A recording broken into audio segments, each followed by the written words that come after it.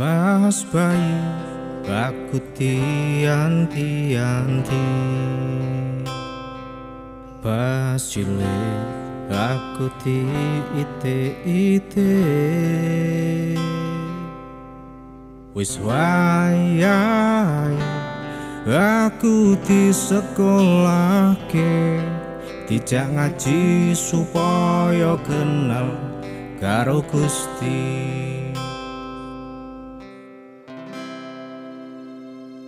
Pandas pere supaya aku ra ngelih, wani prihatin supaya aku bisa salin.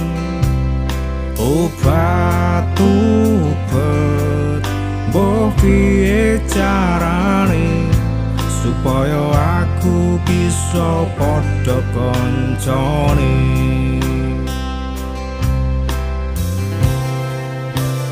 Matur nuwun Bapak Ibu paling kemati, tresno lan sayangmu ra ono sing nandingi. Uta diklambeni, udan dipayungi, wayahe bali digoleki.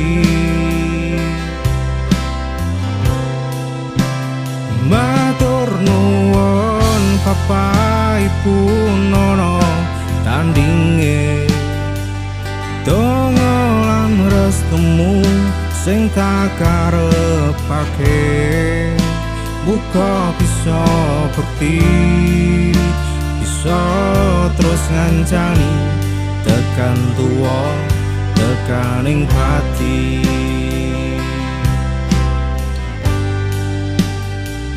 Pandas pere supaya aku ra ngelih, wani prihatin supaya aku bisa salin.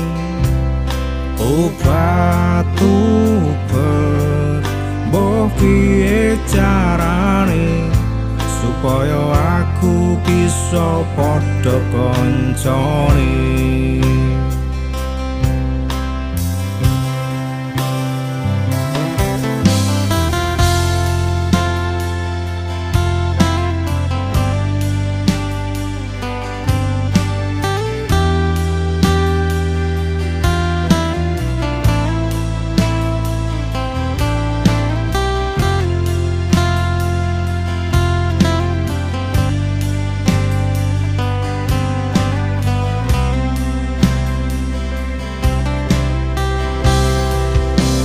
Matur nuwun Bapak Ibu paling kemati, tresno lan sayangmu ra ono sing nandingi. Uta diklambeni, udan dipayungi, wayahe bali digoleki.